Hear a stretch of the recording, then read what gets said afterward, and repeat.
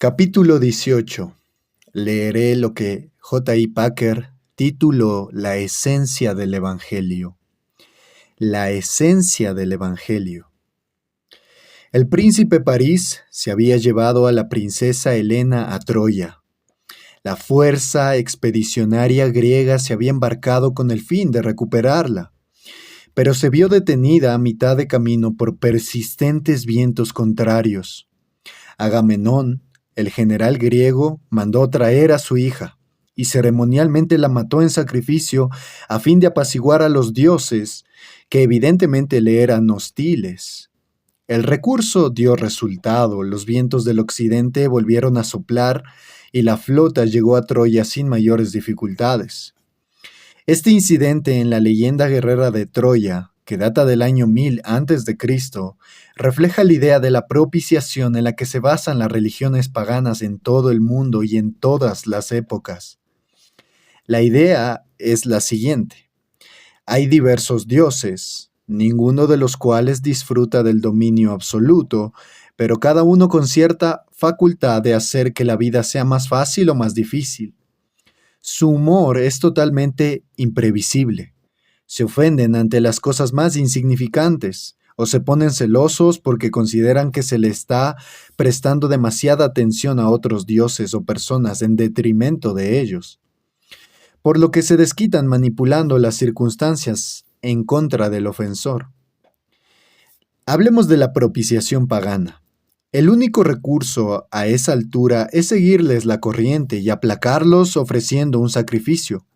La regla con las ofrendas es que cuanto más grandes, mejor, ya que los dioses tienden a esperar algo considerable. En esto son crueles e implacables, pero ellos tienen la ventaja y por lo tanto, ¿qué se puede hacer? La persona sabia se inclina ante lo inevitable y se asegura de que ofrece algo con suficiente atractivo como para obtener el resultado deseado. Los sacrificios humanos en particular resultan costosos, pero son efectivos.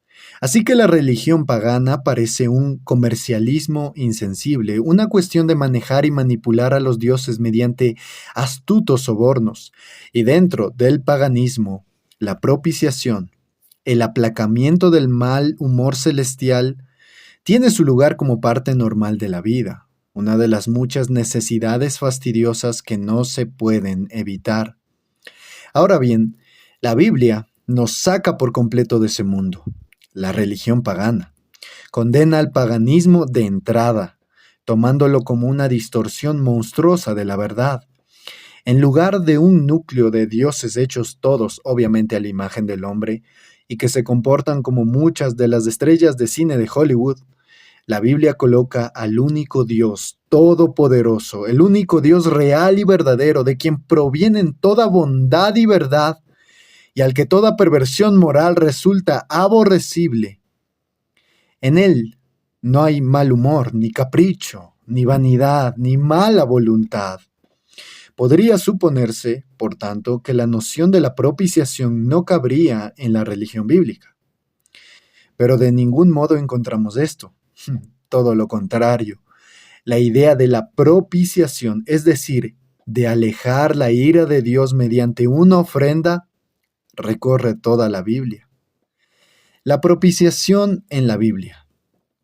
En el Antiguo Testamento, esta idea está en la base de los rituales establecidos para el sacrificio expiatorio o el sacrificio por la culpa, el día de la expiación, como encontramos en el libro de Levítico. Además, encuentra expresión clara en relatos como Números, capítulo 16, donde Dios amenaza con destruir al pueblo por difamar su juicio sobre Coré, Datán y Abiram. Y Moisés le dijo a Aarón: toma tu incensario y pon en él algunas brasas del altar, agrega el incienso y vete corriendo a donde está la congregación para hacer propiciación por ellos, porque la ira del Señor se ha desbordado y el azote divino ha caído sobre ellos. Aarón hizo propiciación por el pueblo y así detuvo la mortandad.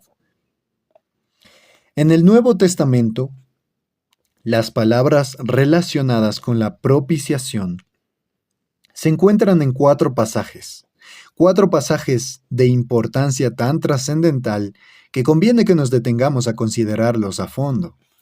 El primero es la clásica declaración de Pablo sobre el argumento de la justificación de los pecadores realizada por Dios. Esto lo encontramos en Romanos 3, 21 al 26, pero ahora, aparte de la ley, la justicia de Dios ha sido manifestada. Esta justicia de Dios por medio de la fe en Jesucristo es para todos los que creen, porque no hay distinción, por cuanto todos pecaron y no alcanzan la gloria de Dios.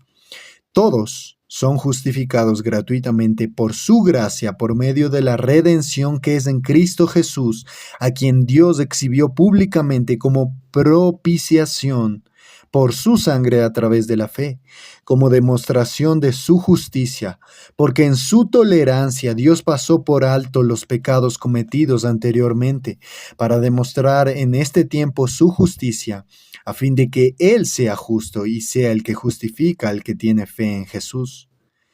El segundo pasaje forma parte de la exposición en Hebreos del argumento de la encarnación de Dios Hijo. Hebreos 2:17, por tanto, tenía que ser hecho semejante a sus hermanos en todo, a fin de que llegara a ser un sumo sacerdote misericordioso y fiel en las cosas que a Dios atañen, para hacer propiciación por los pecados del pueblo. El tercer pasaje es el testimonio de Juan sobre el ministerio celestial de nuestro Señor. Primera de Juan 2, 1 y 2, si alguien peca, tenemos abogado para con el Padre, a Jesucristo el justo. Él mismo es la propiciación por nuestros pecados, y no solo por los nuestros, sino también por los del mundo entero. Y el cuarto pasaje es la definición del amor de Dios que hace Juan. En 1 de Juan 4, 8 al 10 leemos, el que no ama no conoce a Dios, porque Dios es amor.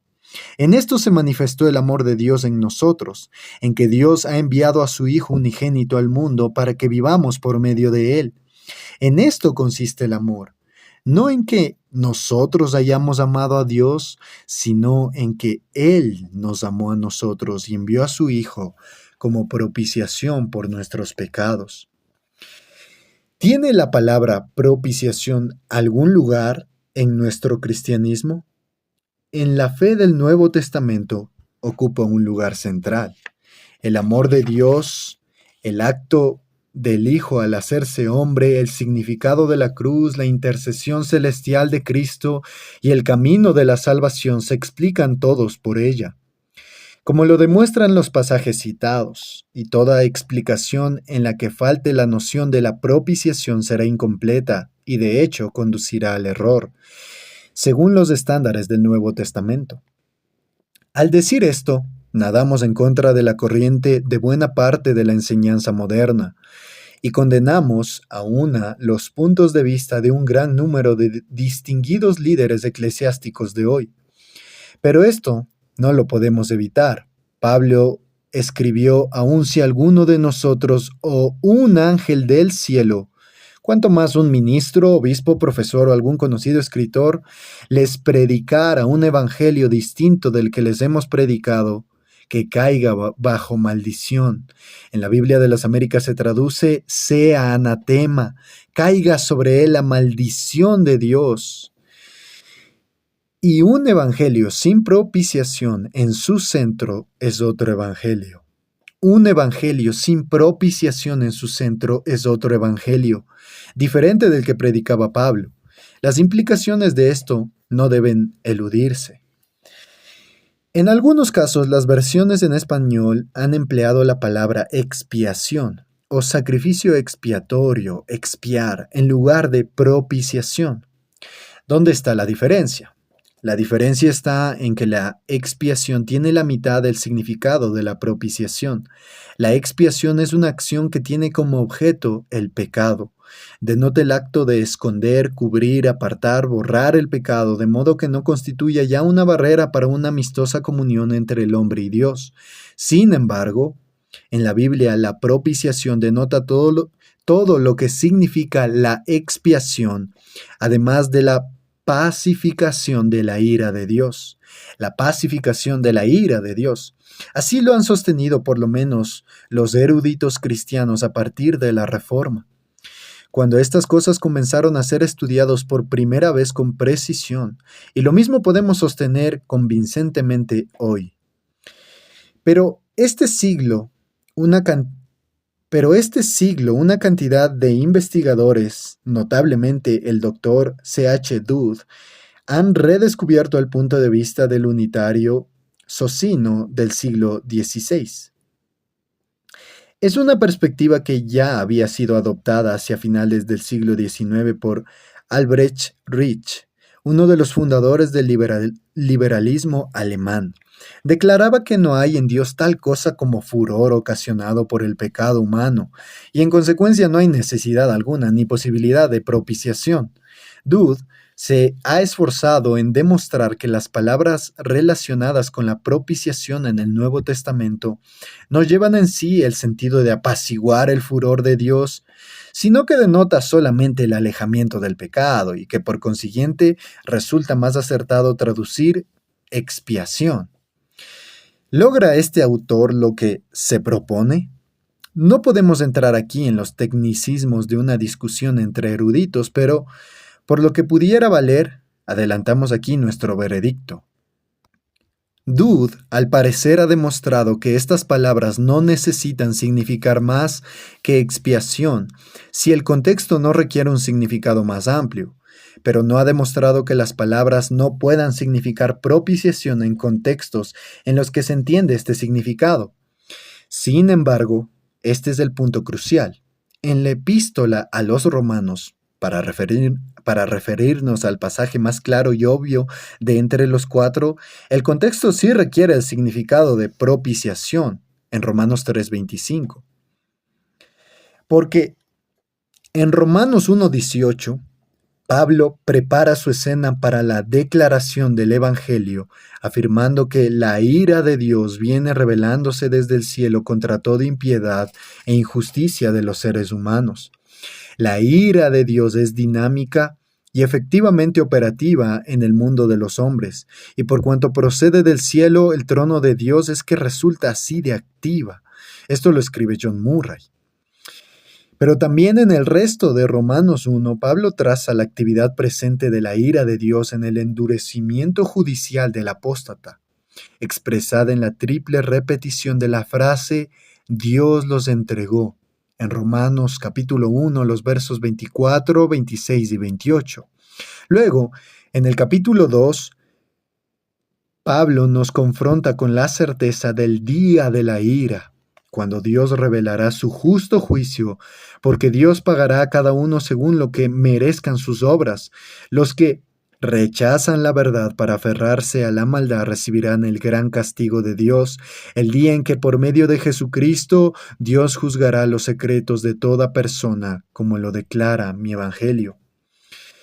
Y en la primera parte del capítulo 3 de Romanos, Pablo continúa con el argumento para probar que toda persona, tanto judía como gentil, por estar bajo el pecado, está expuesto a la ira de Dios, tanto en su manifestación presente como futura.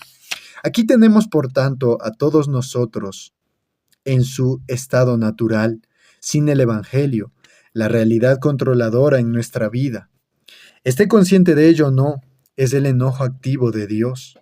Pero ahora, dice Pablo, a todos aquellos que antes eran malvados y enemigos de Dios, pero ahora ponen su fe en Cristo Jesús, a quien Dios exhibió públicamente como propiciación por su sangre, les son dados gratuitamente aceptación, perdón y paz. Y los creyentes saben que ahora que hemos sido justificados por su sangre, con cuánta más razón por medio de él seremos salvados del castigo de Dios. Romanos 5:9. ¿Qué ha ocurrido? La ira de Dios contra nosotros, tanto presente como venidera, ha sido satisfecha. ¿Y cómo se operó esto? Mediante la muerte de Cristo. Romanos 5:10, cuando éramos enemigos de Dios, fuimos reconciliados con Él mediante la muerte de su Hijo. La sangre Es decir, la muerte sacrificial de Jesucristo anuló la ira de Dios contra nosotros y aseguró que su relación con nosotros será para siempre ya propicia y favorable. De aquí en adelante, en lugar de aparecer contra nosotros, debe manifestarse a favor de nosotros en nuestra vida y nuestra experiencia. ¿Qué es lo que expresa en consecuencia la frase propiciación por su sangre? Expresa en el contexto de la argumentación de Pablo precisamente el siguiente pensamiento: que por su muerte expiatoria por nuestros pecados, Cristo apaciguó la ira de Dios. Por su muerte expiatoria por nuestros pecados, Cristo apaciguó la ira de Dios. Es verdad que en la generación anterior, Dude intentó eludir esta conclusión argumentando que la ira de Dios en Romanos es un principio cósmico e impersonal de retribución, en el que la mente y el corazón de Dios hacia los hombres no encuentra verdadera expresión. En otras palabras, la ira de Dios es un proceso externo a la voluntad de Dios mismo. Pero ahora se admite en forma creciente que este intento resultó ser un elegante fracaso. Resulta inadecuado, escribe T.G. Tasker, considerar el término ira meramente como una descripción del inevitable proceso de causa y efecto en un universo moral, o como otra manera de hablar acerca de los resultados del pecado. Es una cualidad más bien personal, sin la cual Dios dejaría de ser plenamente justo y su amor degeneraría hasta transformarse en sentimentalismo.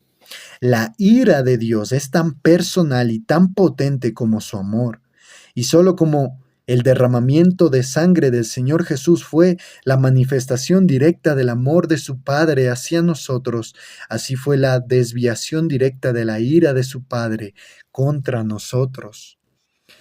Surge la pregunta: ¿qué es la ira de Dios que fue propiciada en el Calvario? La ira de Dios no es el enojo caprichoso, arbitrario, malhumorado y engreído que los paganos atribuyen a sus dioses. No es el furor pecaminoso, resentido, malicioso e infantil que encontramos entre los seres humanos. Es una función de esa santidad que se expresa en las demandas de la ley moral de Dios. Sean santos porque yo soy santo. Y de esa justicia que se expresa en los actos divinos de juicio y recompensa.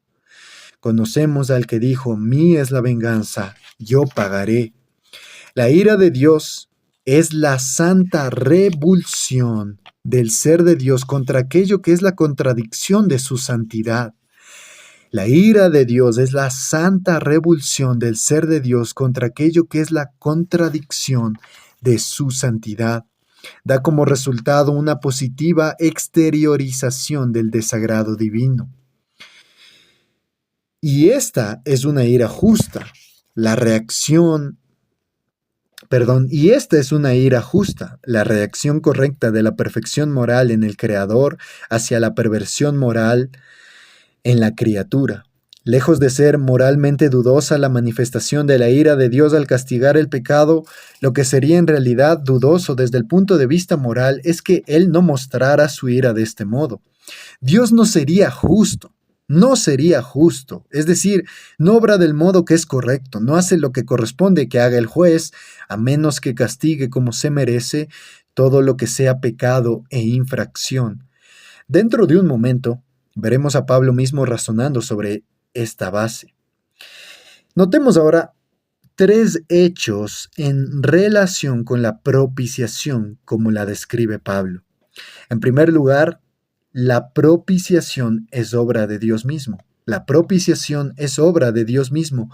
En el paganismo, el hombre propicia a sus dioses y la religión se transforma en una especie de comercialización y, de hecho, de soborno. En el cristianismo, sin embargo, Dios propicia su ira con su propia acción. Dios puso a Cristo Jesús, dice Pablo, como propiciación. Fue Dios. Envió a su Hijo, dice Juan, para hacer propiciación de nuestros pecados. No fue el hombre, a quien Dios era hostil, el que tomó la iniciativa para obtener la amistad de Dios, ni fue Cristo Jesús, el Hijo eterno, quien tomó la iniciativa para volver la ira del Padre en amor. La idea de que el bondadoso Hijo le hizo cambiar la actitud a su despiadado Padre, ofreciéndose en lugar del pecador, no tiene parte en el mensaje evangélico. Es un concepto ajeno al cristianismo, de hecho anticristiano, porque niega la unidad de la voluntad en el Padre y el Hijo, y por ello pasa a ser en realidad politeísmo, con su creencia en dos dioses diferentes. Pero la Biblia elimina totalmente esta posibilidad al insistir en que fue Dios mismo quien tomó la iniciativa cuando satisfizo su propia ira contra aquellos a quienes, a pesar de no merecerlo, amó y eligió para salvar. John Murray dice, la doctrina de la propiciación es precisamente esto, que Dios amó tanto a los objetos de su ira que dio a su propio Hijo para que Él, por su sangre, hiciera provisión para la remoción de su ira. Correspondía a Cristo resolver la cuestión de la ira, de modo que quienes Dios amó no volvieran a ser objeto de su ira nunca más, y que el amor lograra su objetivo, el cual era hacer de los hijos de ira, hijos de la buena voluntad de Dios. Tanto Pablo como Juan afirman esto explícita y enfáticamente. Dios revela su justicia, dice Pablo, no solamente por medio de la retribución y el juicio según la ley de Dios, sino también sin la mediación de la ley, al declarar justos a los que ponen su fe en Jesucristo. Todos han pecado, pero todos son justificados, absueltos, aceptados, rehabilitados, puestos en la debida relación con Dios libre y gratuitamente. ¿Cómo se lleva a cabo esto? Por su gracia, es decir, misericordia contraria al mérito, amor hacia los que no aman, ni podríamos decir son dignos de ser amados. ¿En qué forma obra la gracia? Mediante la redención, liberación por rescate que Cristo Jesús efectuó. ¿Y cómo es que para quienes depositan su fe en Él, Cristo Jesús es la fuente, el medio y la sustancia de la redención? Porque dice Pablo, Dios lo puso para hacer propiciación. De esta iniciativa divina surgen la realidad y la disponibilidad de la redención. El amor entre hermanos, dice Juan, es la semejanza familiar de los hijos de Dios. El que no ama a los cristianos evidentemente no forma parte de la familia, por cuanto Dios es amor, y Él comunica amor como parte de su naturaleza a todos los que lo conocen. Pero Dios es amor es una fórmula vaga. ¿Cómo podemos formarnos una idea completa del amor que el Señor quiere reproducir en nosotros? Así manifestó Dios su amor entre nosotros, en que envió a su Hijo unigénito al mundo para que vivamos por medio de Él. Y esto que Él hizo no fue en lo absoluto en reconocimiento de alguna devoción real de nuestra parte. En esto consiste el amor, no en que nosotros hayamos amado a Dios, sino en que en una situación en que nosotros no lo amábamos a Él y no había en nosotros nada que lo moviera a hacer otra cosa que maldecirnos y desahuciarnos por nuestra arraigada religiosidad, Él nos amó y envió a su Hijo para que fuera ofrecido como sacrificio por el perdón de nuestros pecados. Mediante esta iniciativa divina, dice Juan, podemos conocer el sentido y la medida del amor que debemos reflejar. El testimonio de ambos apóstoles es la iniciativa de Dios en la propiciación. No podía esto ser más claro. El segundo hecho es que la propiciación fue efectuada por la muerte de Jesucristo. La propiciación fue efectuada por la muerte de Jesucristo. Sangre, como lo indicamos antes, se refiere a la muerte violenta que padecían los animales sacrificados según el antiguo pacto. Dios mismo instituyó estos sacrificios con mandamientos directos, y en Levítico 17:11 explica por qué. Porque la vida de toda criatura está en la sangre. Yo mismo se la he dado a ustedes sobre el altar, para que hagan propiciación por ustedes mismos, ya que la propiciación se hace por medio de la sangre. Cuando Pablo nos dice que Dios puso a Jesús para hacer la propiciación por su sangre, lo que quiere decir es que lo que satisfizo la ira de Dios y con ello nos redimió de la muerte, no fue la vida o las enseñanzas de Jesús, ni su perfección moral, ni su fidelidad al Padre como tales, sino el derramamiento de su sangre al morir. Con los otros escritores del Nuevo Testamento, Pablo señala la muerte de Jesús como el acto expiatorio y explica la expiación en términos de sustitución representativa, en la que el inocente toma el lugar del culpable, en el nombre del culpable y por su bien, bajo el hacha del castigo judicial de Dios. Para ilustrar esto podemos citar dos pasajes. Gálatas 3:13 dice, Cristo nos rescató de la maldición de la ley. ¿Cómo? Al hacerse maldición por nosotros. Cristo nos rescató de la maldición de la ley al hacerse maldición por nosotros. Cristo llevó la maldición de la ley que era para nosotros, para que no tuviéramos que llevarla nosotros. Esto es sustitución representativa. Uno murió por todos, y en la muerte de Jesús Dios estaba reconciliando al mundo consigo mismo. ¿Qué envuelve esta reconciliación? No tomándole en cuenta sus pecados, sino haciendo que en Cristo recibiéramos la justicia de Dios, es decir, aceptados como justos por Dios. ¿Cómo se logra esto de que no se les tome en cuenta sus pecados? Imputando sus pecados a otro, quien soportó las consecuencias. Al que no cometió pecado alguno, por nosotros Dios lo trató como pecador.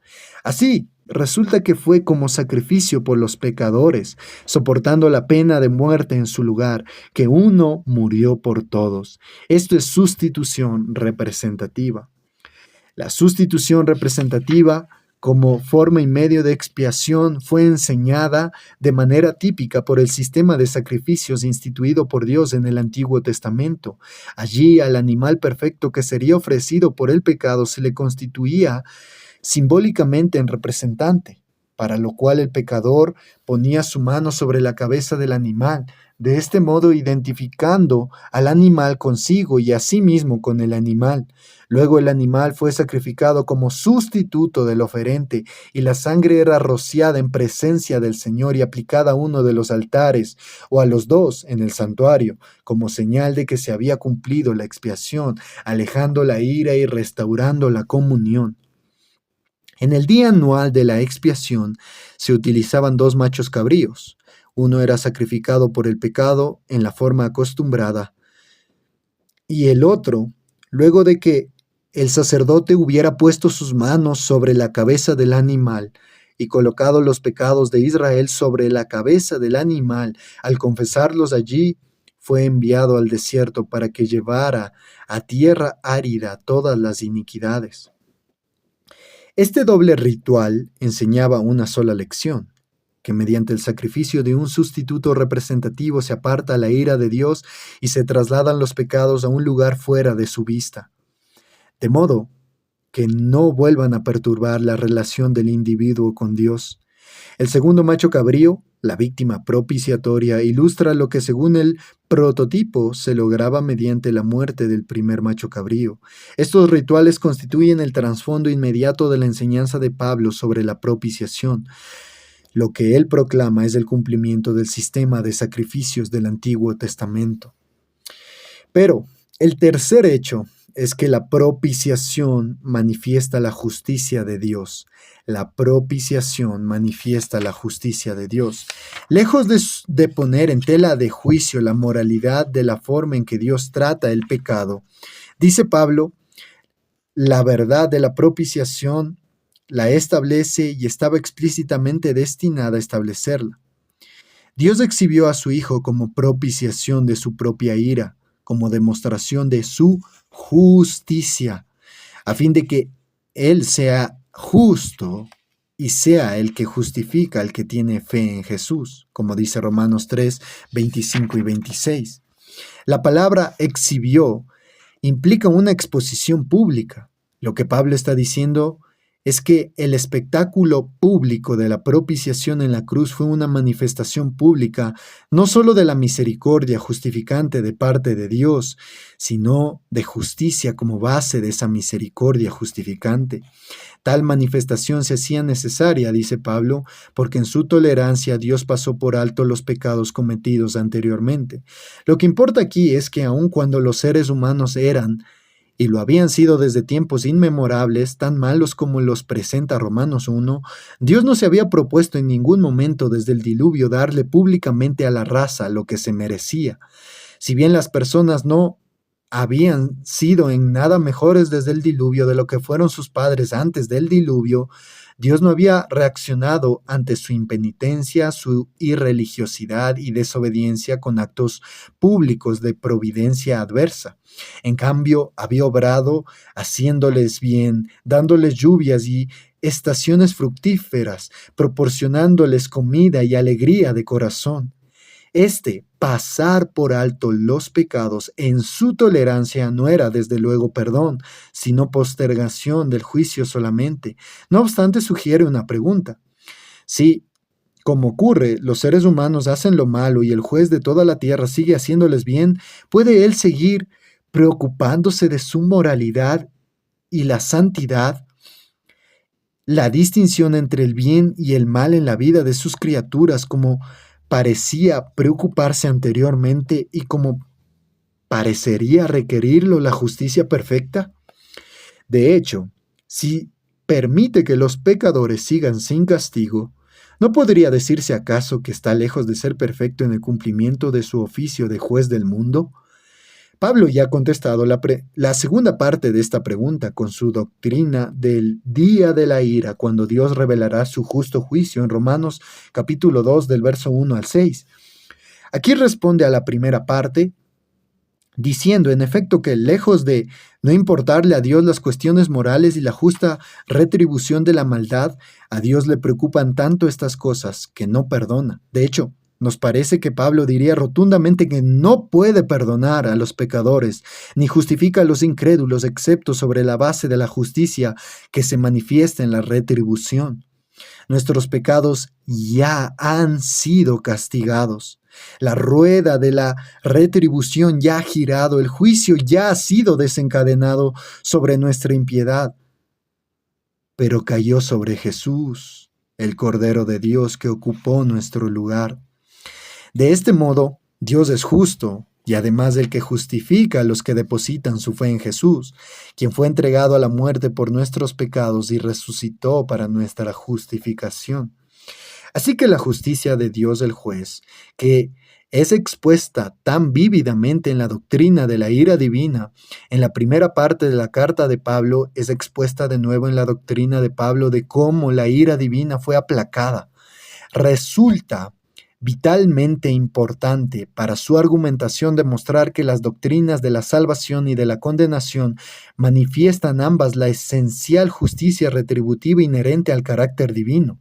En cada caso, la salvación de los que se salvan y la condenación de los que se pierden se hace retribución, se inflige castigo. Dios es justo y la justicia se cumple. Lo que hemos dicho hasta aquí puede resumirse del siguiente modo. El Evangelio nos dice que nuestro Creador es ahora nuestro Redentor. Anuncia que el Hijo de Dios se ha hecho hombre por nosotros y para nuestra salvación, y ha muerto en la cruz para salvarnos del juicio eterno. La descripción básica de la muerte salvadora de Cristo en la Biblia es que se trata de una propiciación, es decir, aquello que satisfizo la ira de Dios contra nosotros borrando nuestros pecados de su vista. La ira de Dios es su justicia reaccionando contra la injusticia y se muestra en la justicia retributiva. Pero Cristo Jesús nos ha protegido de la pesadilla de la justicia retributiva, haciéndose nuestro sustituto representativo en obediencia a la voluntad de su Padre y recibiendo el pago de nuestro pecado en nuestro lugar. De este modo, Se ha hecho justicia, por cuanto los pecados de todos los que alguna vez serán perdonados fueron juzgados y perdonados en la persona del Dios Hijo. Y es sobre esta base que ahora se nos ofrece perdón a nosotros, los ofensores. El amor redentor y la justicia retributiva unieron sus manos, por así decirlo, en el Calvario, porque allí Dios se mostró justo y a la vez el que justifica a los que tienen fe en Jesús.